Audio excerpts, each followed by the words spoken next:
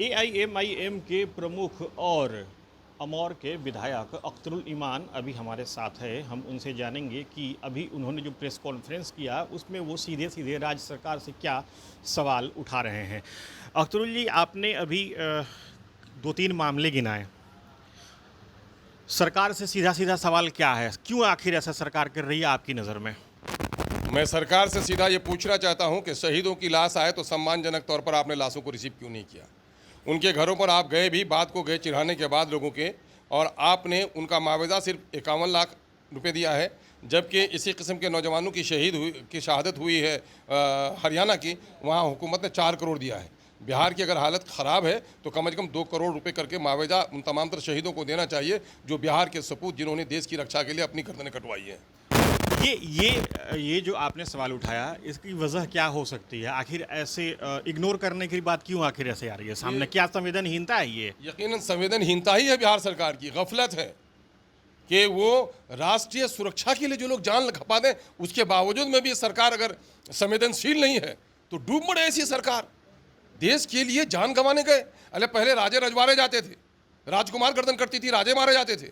आज तो आप राजा बने हुए हैं, आप तो वहाँ जाते भी नहीं हो। गरीबों के बेटे जाते हैं, सिपाही में बहाल होते हैं, एयरफोर्स में मारते हैं, आर्मी में बहाल होते हैं, वो मरते हैं। आप देश के नाम पर, अपने राष्ट्रपति के नाम पर, प्रधानमंत्री के नाम पर, मुख्यमंत्री के नाम पर, मंत्री के नाम पर सारे लोगों के टैक्स से सुविधा ले रहे हैं, और देश की सुरक्षा के लिए जो मारे जाएं उनके घरों पर भी जाने के लिए उनको सही मुआवजा भी नहीं देंगे। कोई ऑफिसर फिल्म देखने के लिए जाए और रास्ते में मर जाए तो आप उसको उनका तमाम तर मुआवजा देंगे जो उनका सर्विस रूल्स कहता है। और एक आदमी अभी मारा गया है, हमारा राम बाबू जो सिवान का है, उनको शहीद मारने के लिए लोग तैयार नहीं है। इन तमाम तर लोगों को, नवादा और नालंदा के भी दोनों जवानों के मरने की शहीद होने की खबर आई है, इन तमाम तर लोगों को 2-2 करोड़ रुपए का मुआवजा दिया जाए, उनके बस्ती में स्कूल्स खोले जाएं, हॉस्पिटल खोले जाएं, उनके नाम को गर्व के साथ आने वाली नस्लें याद रखें, उसके लिए सम्मानजनक तौर पर उनको याद किए मेमोरियल स्थापित किए जाए। कर्नल सोफिया कुरैशी की बात सामने आई, एमपी के मंत्री का बयान आया, हर तरफ से उनकी उस बयान की मजम्मत की गई।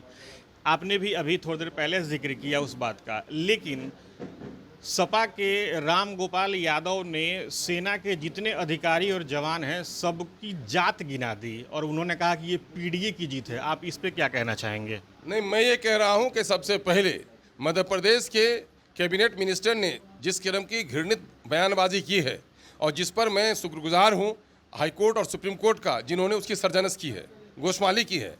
अभी भी शर्म और लाज होती, लोक लाज जिसको कहते हैं, बीजेपी को होती तो अब तक उसको हटा दिया गया होता या खुद हट गए होते। ऐसे लोगों को वजीर बनने का कोई हक नहीं है, लोग जात धर्म के चश्मे से जो लोग देखें। और राम गोपाल जी की बात पे क्या? राम गोपाल जी के मामला मैं कह रहा हूं कि जब नेशनल इशू हो तो उस मामले में नेशनलिज्म हमारे सामने में होना चाहिए, जात पात के मसाइल को खड़ा करना उचित नहीं है। यानी उनका कहना उचित नहीं है? यकीनन कि जात पात गिनवाना ये अच्छी बात नहीं है। उस वक्त तो देश के लिए लोग रहते हैं, है ना। तो इसलिए एक सवाल ये रहेगा, बहुत ज़ोर शोर से बिहार में विधानसभा चुनाव की तैयारी आप लोग कर रहे हैं और हैदराबादी प्लान भी चल रहा था कि कई ऐसी जगहें हैं जहां पे आप बहुसंख्यक समाज को भी मैदान में उतार सकते हैं। इस पे आपका क्या कहना है? ये आपको अभी नजर आ रहा है।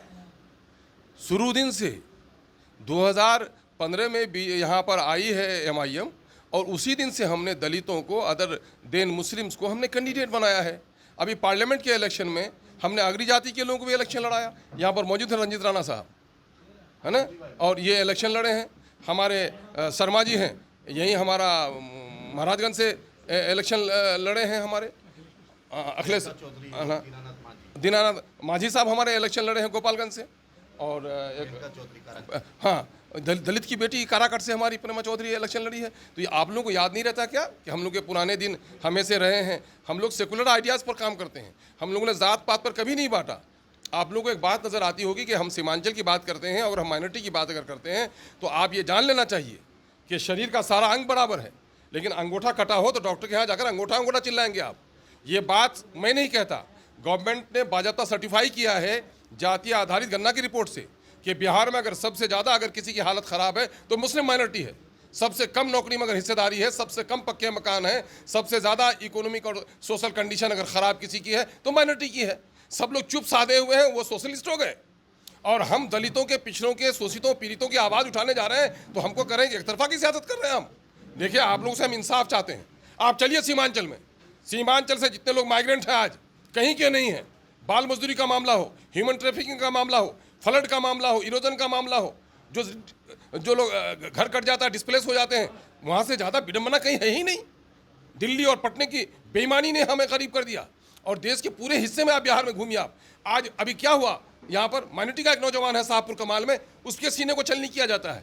अभी यहीं पर छपरा में आप देख रहे हैं जाकिर कुरैशी को मारा जाता है, मॉब लिंचिंग उसकी होती है। धारा 103 2 लगना चाहिए, 103 1 लगाया जा रहा है। कहीं ना कहीं से मॉब लिंचर्स को बचाने की कोशिश की जा रही है और अपोजिशन का लीडर तक वहाँ पर नहीं गया है। नीतीश कुमार जी कहते हैं कि हम कम्युनलिज्म पर, हम करप्शन पर, हम क्राइम पर कंट्रोल करते हैं। कहाँ चला गया?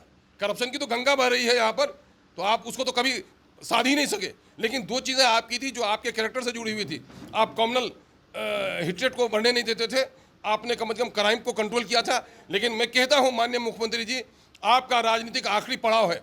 ऐसे वक्त में आप संवेदनशीलता का सबूत दीजिए और पूरी जिम्मेदारी के साथ ये दोनों वाकया जिसको गिना रहा हूँ, इस पर तमाम तर उचित कार्रवाई कीजिए। ये कौन लोग हैं, किनके उकसाने पर ऐसा कर रहे हैं? कहीं ऐसा तो नहीं कि बिहार के आने वाले इलेक्शन को सामने में रखकर ये काम किया जा रहा है? ऐसे लोगों पर फौरन कार्रवाई कीजिए और उस ऑफिसर की भी खबर लीजिए।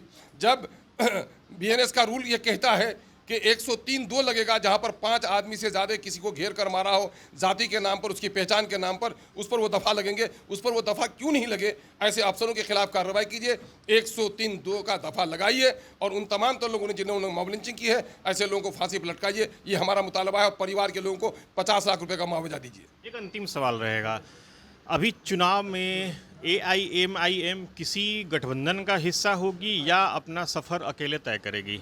देखिए, हमारी साफ पॉलिसी है, हम इंसाफ की लड़ाई लड़ते हैं और सांप्रदायिकता के खिलाफ लड़ते हैं। बिहार की जो हुकूमत है इस वक्त बीजेपी के साठगांठ से नीतीश कुमार जी कहीं ना कहीं सांप्रदायिकता का शिकार हो गए हैं। इसलिए इसको हटाना देश के हित के लिए, राज्य के हित के लिए, आमजनों के हित के लिए, बिहार के भविष्य के लिए ज़रूरी है। और इस वक्त बिहार की जो अपोजिशन पार्टी है वो अकेले अपने दम पर नहीं लड़ सकती। गठबंधन के लोगों को इस पर विचार करना चाहिए। हम इसके खिलाफ लड़ाई लड़ रहे हैं, अगर कोई साथ ले तो तैयार हैं, कोई साथ आए तो हम तैयार हैं, लेकिन हम इसके खिलाफ परस्पर लड़ाई लड़ रहे हैं और पूरे बिहार में तैयारी कर रहे हैं। तो ये थे हमारे साथ अख्तरुल ईमान। इन्होंने कई मुद्दों पर क्रिस्टल क्लियर बातें कही और स्पष्ट रूप से कहा कि साथ में अगर कोई रखना चाहे तो वो तैयार हैं, लेकिन अपना सफ़र वो अकेले भी तय कर सकते हैं। Sujeet Kumar, TV9 digital, Patna.